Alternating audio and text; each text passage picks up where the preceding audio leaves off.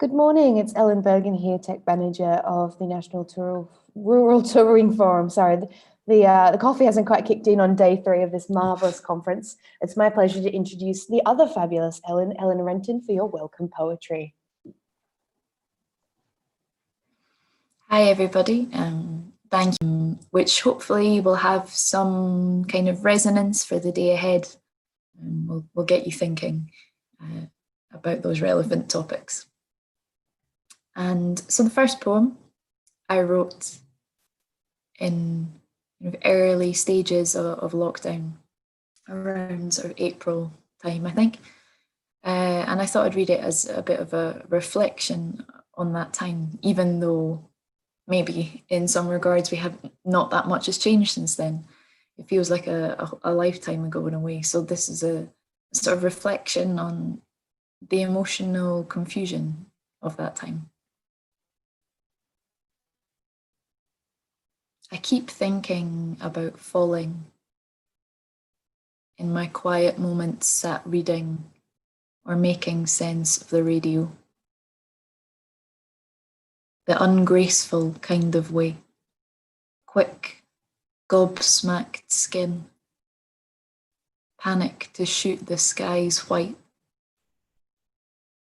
I keep lifting a leg at hurdle height above the leanest stone step.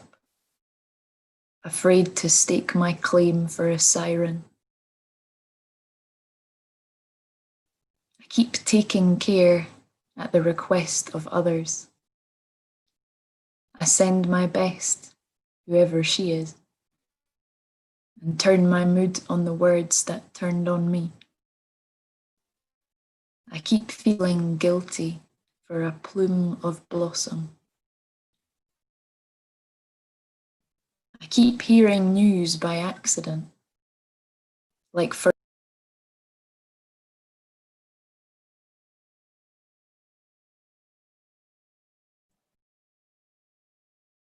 Good morning. I think we just lost Ellen there, mid-beautiful poem.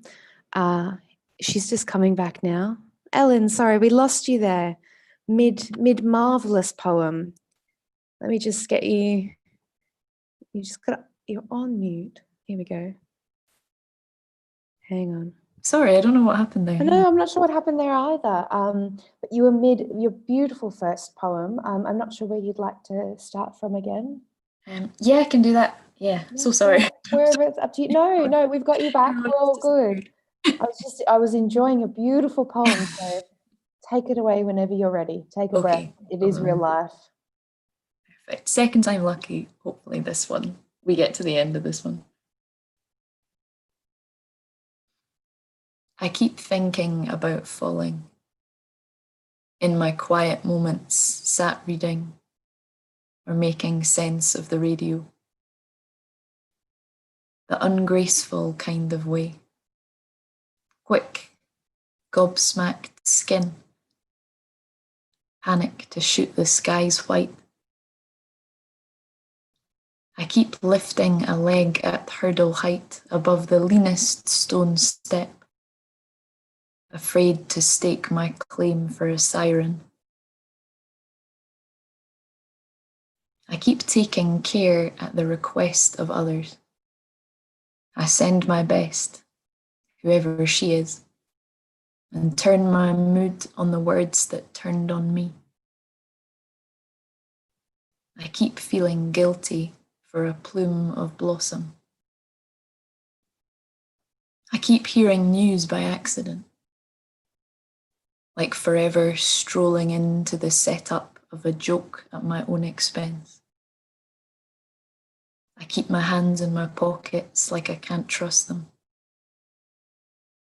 I keep touching the bottom of every thought because the later self I'd filed them for turned up early. I keep still by the window. The wind will move whether I join its dance or not. There we go. Made it to the end that time. The second poem I'm going to read was one of the earliest poems I ever wrote for performance. I began performing around 5 years ago. And normally things you've written a long time ago are sort of, quite often I look back through them and feel a bit embarrassed by them, or but sometimes it's lovely it's like a diary almost, and reading a poem from a previous time can really take me back there and remind me of how I was feeling when I wrote it. And this one feels like it's got a new sort of context now. And I think given what you're speaking about today at the conference about the arts, the future of the arts and how the arts are viewed, it felt like a relevant thing to dig out. So it's called When I Grow Up. What do you want to be when you grow up? Asked, eyes smiling in supermarket aisles as I hid in my mum's coat. Asked men taking notes, women wielding files, Royal Mile performers, rosettes seeking votes. Meanwhile, from the depths of mum's woolen folds, a voice crept out tight from a closing throat. Well, I suppose I like to write. Oh, isn't that nice? It's good to have goals. And with lips stitched in a knowing smile, they rejoined their concrete club. But no one asked me, who do you want to be when you grow up? Someone whose tongue is not riddled with apology, but pink with prose. Who knows when to interject and when it's best to let things go. Who hasn't let laughter lodge a dam in the duct where her tears should flow. She doesn't care who sees. When I grow up, I want to be the friend that people clamber to keep. Who sees good in every sordid street she passes through. But I don't know if I can. Because who was never factored into this plan, and no one asked me, where do you want to be when you grow up? In a world that doesn't judge, where my walk isn't met with bulging stares because the colour of my hair makes no difference.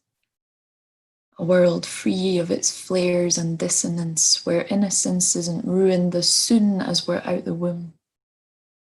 When I grow up, I want to be in a place where a job title doesn't give us the right to entitlement, where respect isn't a result of luck, with no muddied puddles where morals get stuck. But how long do I wait? Because back then, no one asked me, when do you want to grow up? When tomorrow taps me on the shoulder and tells me you've had enough. Calls me over with warmth in her voice and fingers. I have no choice in growing older. But when I grow up, I'll do it when I'm ready. Not when some quiz in a magazine tells me like I might as well be a glossy lie.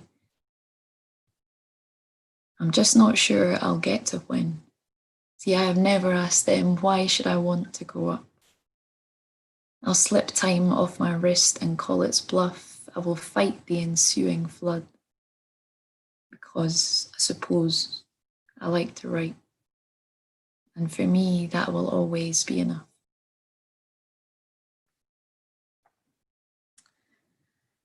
Onto the final poem. I was recently involved in a project called Not Going Back to Normal, which was organised by Edinburgh Collective and disabled artists across Scotland.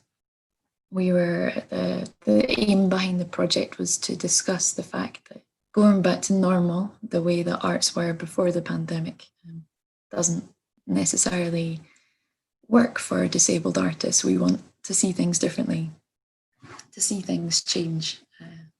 When things do open up again, we could, definitely make positive changes in order to accommodate more people in our arts sector. And so as part of that project, I wrote this poem, and I know that today you're talking about the future of rural touring and what things might look like in the future. And I think that's a conversation that can't be had without discussing accessibility. So this is called The Things That Keep Me Tired. I practice my lines and the route to our meeting. I keep all my secrets under the torture of your light. I never arrive early enough to graduate from being your problem. I apologize first to save a scene. I teeter on the edge of a brave email, but don't bother. I ask, and I am told to ask someone else. I brandish my side of the bargain, because another will never be struck if I'm caught with something dropped. I squeezed into the gap brick of office hours.